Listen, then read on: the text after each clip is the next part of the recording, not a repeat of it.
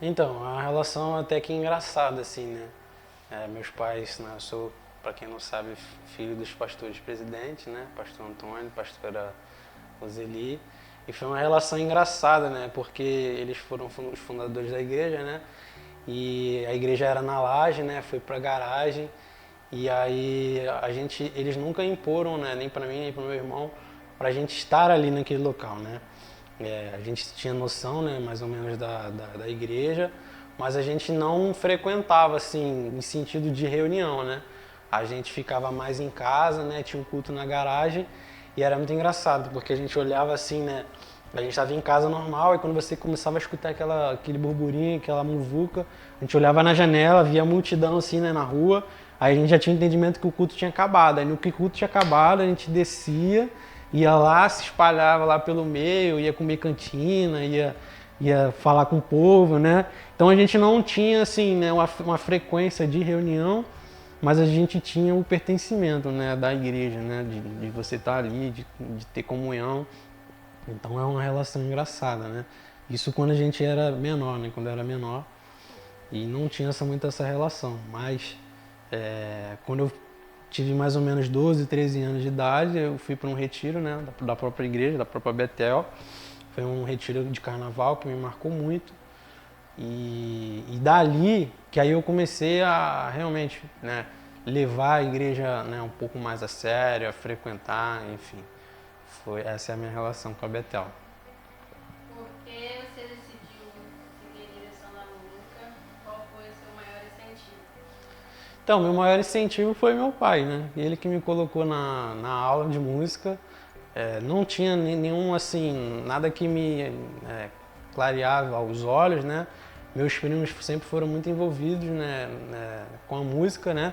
Tocava bateria, teclado, então eu via aquilo ali, mas não me chamava muita atenção, tipo assim, caramba, eu quero ser um músico, né? Quero estar ali, né? Mas eu tinha o entendimento que eles estavam ali para ajudar, né? Para ajudar a obra.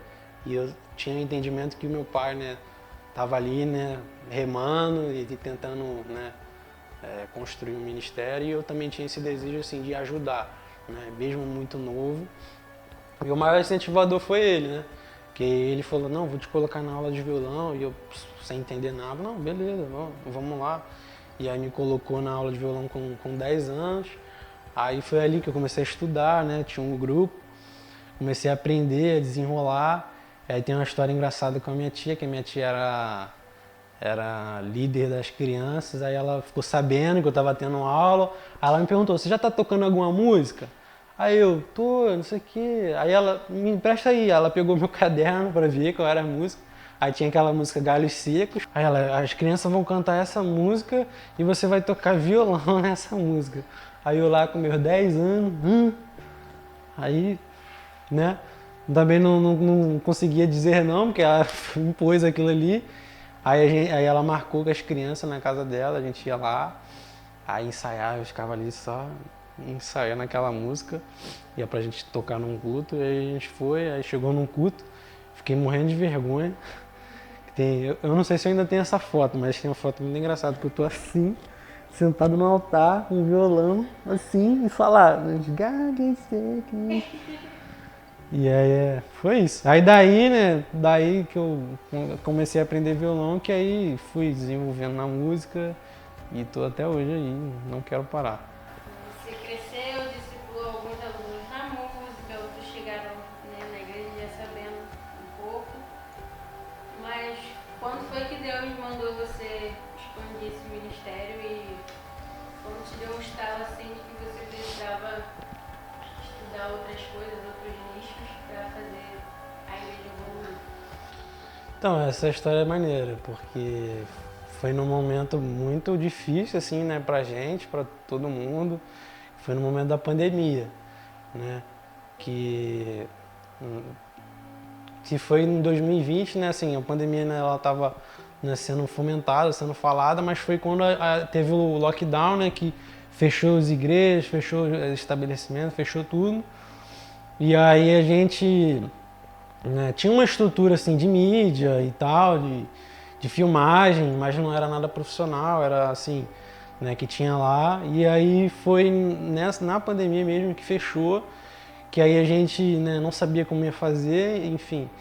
E aí veio as questões dos cultos online, e aí foi muito difícil, né? Porque a gente trabalhava com gravação, né? A gente gravava os cultos, né? Fazia o corte ali da mensagem, postava e era aquilo ali, né? E aí, mas a gente nunca fez tipo live, né? Transmitir ao vivo, né? Então tinha muito essa dúvida, né? Da gente chegar lá, cara, como é que a gente vai fazer, né? Então, e aí eu perguntava pro meu pai, né? Porque assim, a gente já, né, em 2020 já tinha vivência da igreja, né? Já tocava no Ministério de Louvor, mas eu perguntava para ele, cara, como é que vai ser? Porque, né? Como é que a gente vai gravar, vai postar, enfim, e vai postar o culto?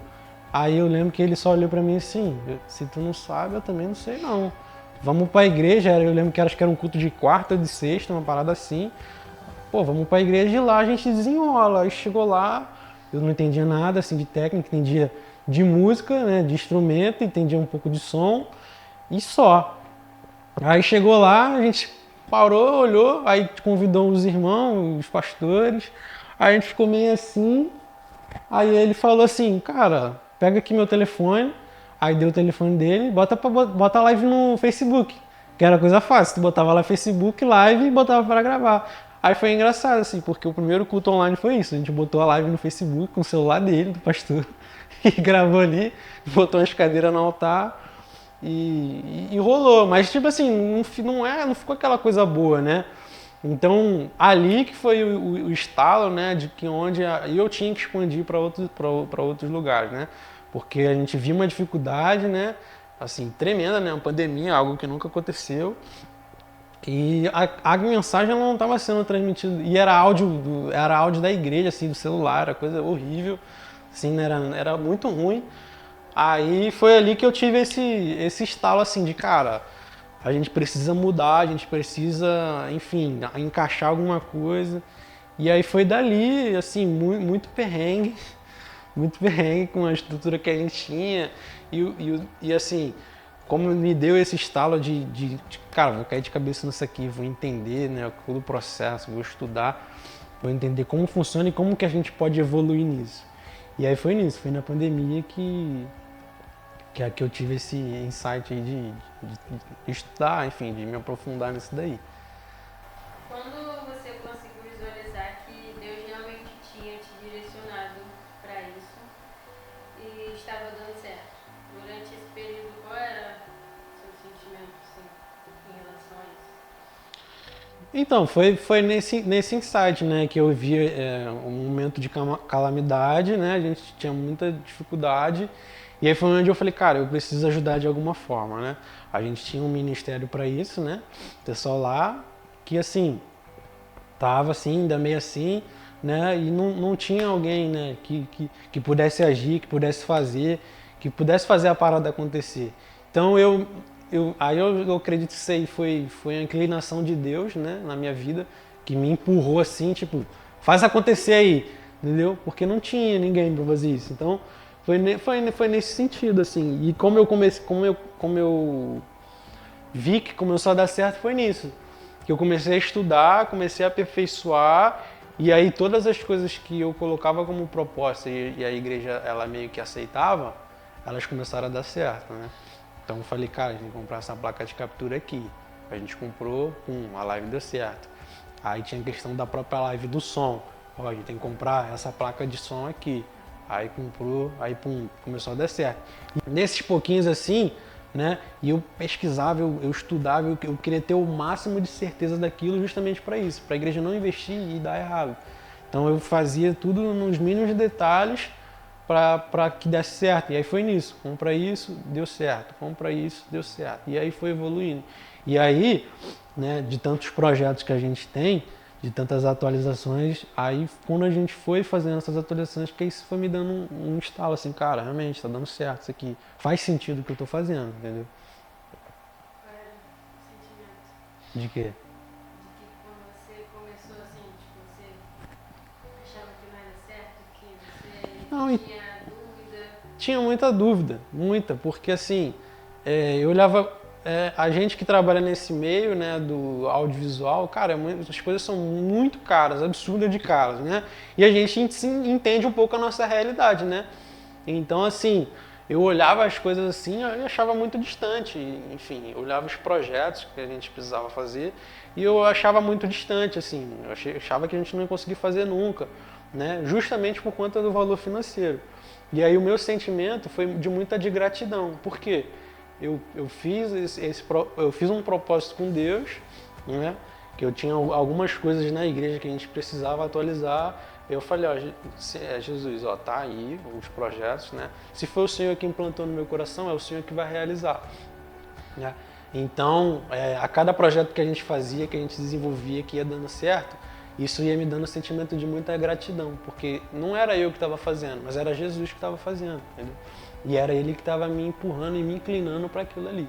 Então era verdadeiramente assim, seguir a vontade de Deus para aquilo que Ele quer, né? Então era isso, o sentimento que eu coloco é esse, de gratidão, que a parada realmente estava dando certo, estava desenvolvendo.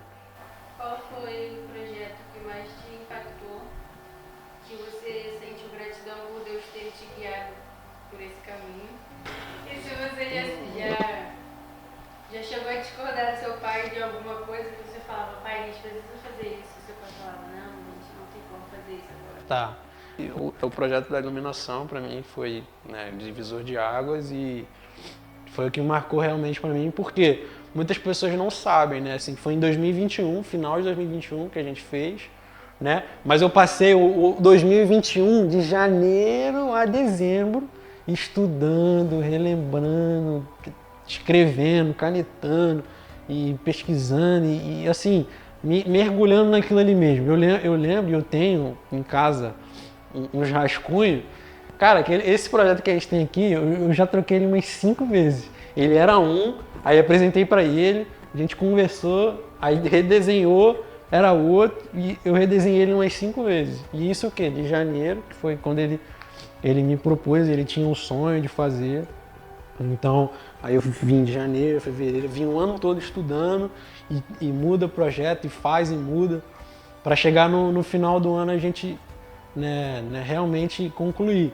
E aí foi engraçado porque ele falou, tá, beleza, aí eu desenhei tudo, mas aí o principal, né, quanto que isso vai custar, né, porque é o dinheiro que vai mover, né. Aí eu peguei uma frase, né, que as pessoas, né, falam muito, que é o sentido, que é o seguinte, o dinheiro que você tem, né. Porque, beleza, você pode fazer um projeto de 50 mil reais, você pode fazer um projeto de 10 mil, de 2 mil, é o dinheiro que você pode. Aí eu joguei pra ele, falei, quanto que você pode pagar? Ele, eu não tenho nada. Aí eu falei, aí fica um pouco difícil, né? Aí ele, não, mas monta um orçamentinho aí. Aí eu montei assim, mais ou menos, e gente, cara, sem recurso, sem nada. Eu montei, eu falei, ó, orçamento é esse aí. Aí ele, ficou meio assim, né? Não tinha um tostão. Não, vamos fazer.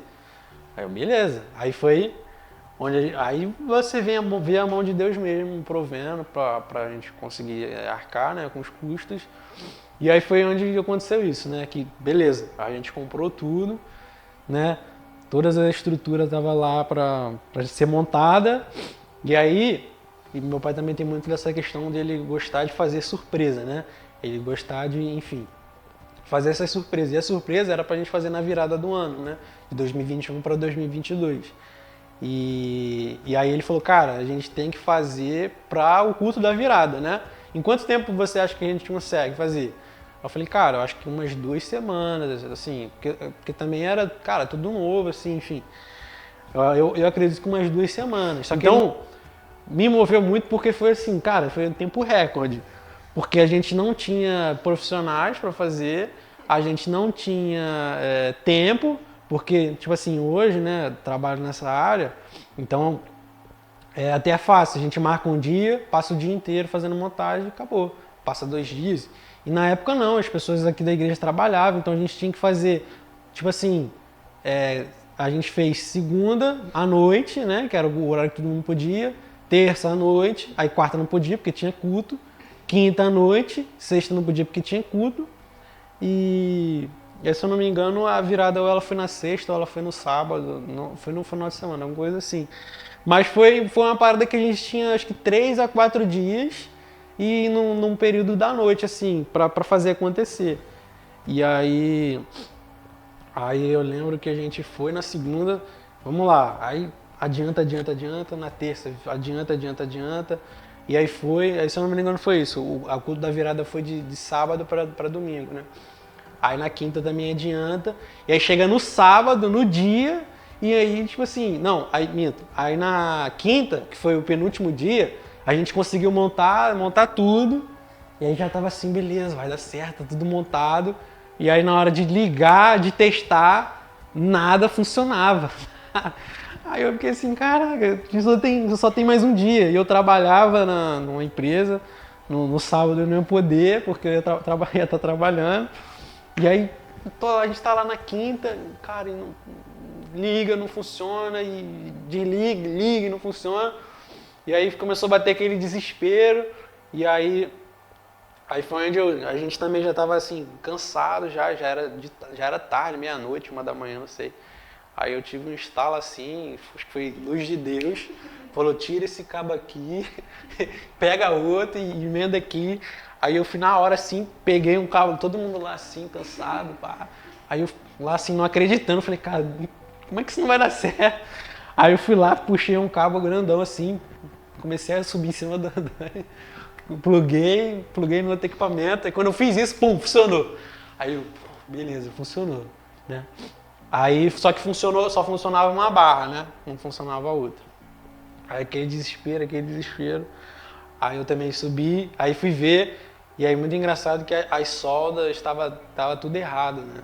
Dos cabos que a gente comprou, tava tudo errado, né? Aí eu falei com o Matheus, cara, amanhã tu vai ter que chegar aqui, refazer solda por solda, cabo por cabo. Aí eu tive que trabalhar, fui trabalhar, ligo pro meu pai, ligo pra ele, chamada de vídeo, e é isso, e faz acontecer. Aí saio do trabalho de tarde, vem direto pra cá, a gente faz os ajustes finais assim, passa cabo, enrola, e aí o culto era 10 da noite, aí assim, sei lá, 7 da noite, 8 da noite, assim, nos 45 do segundo tempo, beleza, tá tudo funcionando, tudo bonito, né?